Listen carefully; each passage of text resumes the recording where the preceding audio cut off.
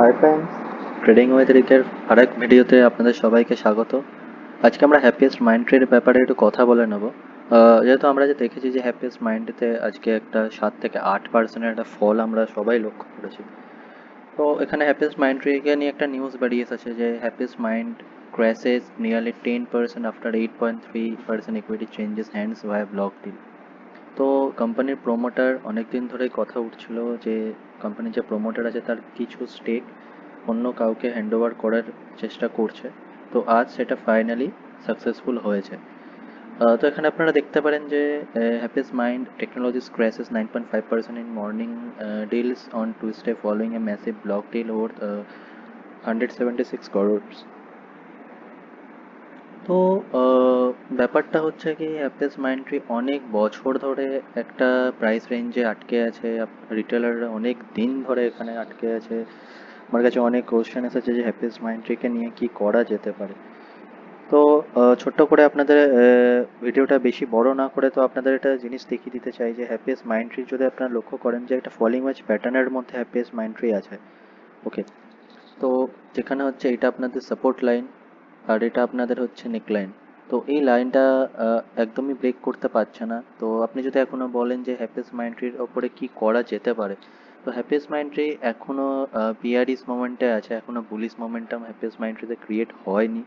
ওকে, তো in future আপনি এখানে দেখতে পারেন যে একটা ওয়েবের মধ্যে আছে। দেখুন, এই দেখুন একটা ওয়েবের মধ্যে আছে। আপনারা যেখানে বারবার দেখতে পারেন যে লোয়ার লাইনে সাপোর্ট নিচ্ছে, আপার লাইনে রেজিস্ট্যান্স ফেস করছে, নিচে আসছে।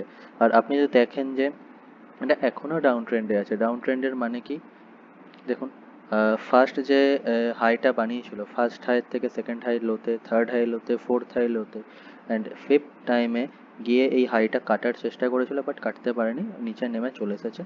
যাই হোক, নিউজ বেসড হোক বা যাই হোক, যেটার জন্য নিচে নেমে চলে এসেছে। আপনারা যদি সাপোর্টটা লক্ষ্য করেন, সাপোর্ট ফার্স্ট সাপোর্ট হচ্ছে 787, সেকেন্ড সাপোর্ট হচ্ছে 759, থার্ড সাপোর্ট হচ্ছে কি 747।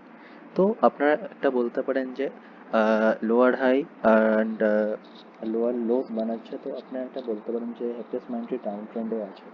তো আপনারা হয়তো এখানে অনেকে ফেসে আছেন, কেউ হয়তো এই রেঞ্জে, কেউ হয়তো এই রেঞ্জে, কেউ হয়তো এখান থেকেও ফেসে আছেন, একদম টপ থেকেও ফেসে আছেন। তো আপনারা অনেক অনেক টাইমে ফ্রাস্ট্রেশন হয়ে যাচ্ছেন যে এই স্টকটা চলবে কখন, এই স্টকটা চলবে কখন, 2 বছর হয়ে গেল স্টকটা চলছে না।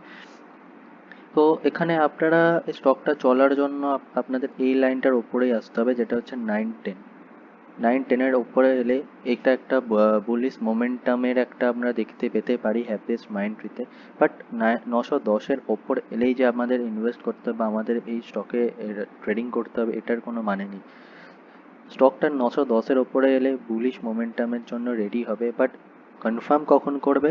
950-র ওপরে এলে, এই নেক লাইনটার ওপরে এলে কনফার্ম করবে। 950 এই লাইনটা যখন কাটবে তখন একদম কনফার্ম করবে যে হ্যাঁ, হ্যাপিয়েস্ট মাইন্ডট্রি বুলিশ মোমেন্টামের জন্য রেডি হয়ে গেছে। তো এই লাইনটা কত? এই লাইনটা যদি আমরা এখানে দেখতে চাই তো আমরা এখানে দেখে নেওয়া যেতে পারে, দ্যাট ইজ 956। তো এবার আপনি বলতে পারেন যে তাহলে হ্যাপিয়েস্ট মাইন্ডট্রিকে এখন কি করা উচিত।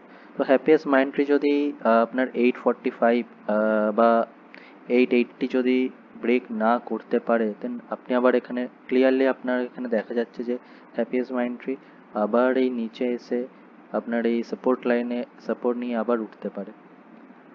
তো আবার এটা নাও হতে পারে কি নিচে না এলো, এখান দিয়ে উঠে ব্রেকআউট হয়ে গেল, রাইট?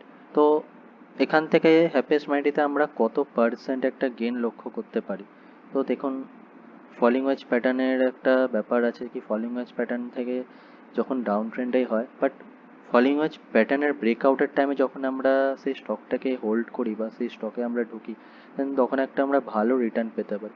তো আপনারা এখানে দেখতে পারেন যে টেকনিক্যালি এটা 46.28% দেখাচ্ছে, মানে অ্যাবভ 1300-এর অ্যাবভ আমাদের একটা টার্গেট আসছে, বাট এই টার্গেটটা আপনার 1350 1400 অব্দি যেতে পারে, রাইট? তো এটা হলো আপনাদের হ্যাপিয়েস্টের একটা ছোট টেকনিক্যাল অ্যানালিসিস। আপনি যদি এখন যদি বলেন যে এই জায়গায় দাঁড়িয়ে যারা নতুন আছেন যে হ্যাপিয়েস্ট মাইন্ডট্রিকে ঢোকা কি ঠিক হবে, দেন আমি আপনাদের বলবো একটু ওয়েট করে যান। কারণ এই জায়গাটা রিস্কি প্লেয়ারদের জন্য, আপনারা সেফ প্লেয়ার। আপনারা একদমই চাইবেন না যে আপনারা এখানে কোথাও ঢুকলেন 800 বা 820 জায়গায় ঢুকলেন, আপনাদের ওপরে নিয়ে গেল হাজারে বা 900-তে নিয়ে আবার নিচে নামিয়ে এলো। তো এরকম ট্রেডিং করে লাভ নেই। ঠান্ডা মাথায় সিস্টেমেটিক ট্রেডিং করুন। আপনি যদি কেনার চেষ্টা করেন একটু ওয়েট করে যান, নয় এখানে 740-এ সাপোর্ট নিয়ে উঠে চলে যাবে, তখন 740-এ কিনবেন, স্টপ লস লাগিয়ে দেবেন 2% নিচে 697-তে। আর দেন না হলে কি নেকলাইনটা ব্রেকআউট দিক, নেকলাইনটা ব্রেকআউট দিলে আপনার রেডি হয়ে যাবেন, দেন 950-এর অ্যাবাবে কিনে নেবেন। 950 অ্যাবাব থেকে আপনারা আরামসে চোখ কান বুঝে 1400 অবধি হ্যাপিয়েস্টকে আমরা যেতে দেখছি।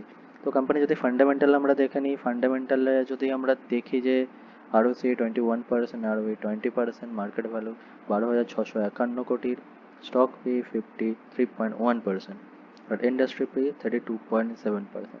তো এখনও হ্যাপিয়েস্ট মাইন্ডট্রিকে আমরা কেউই আন্ডার ভ্যালু স্টক বলতে পারি না।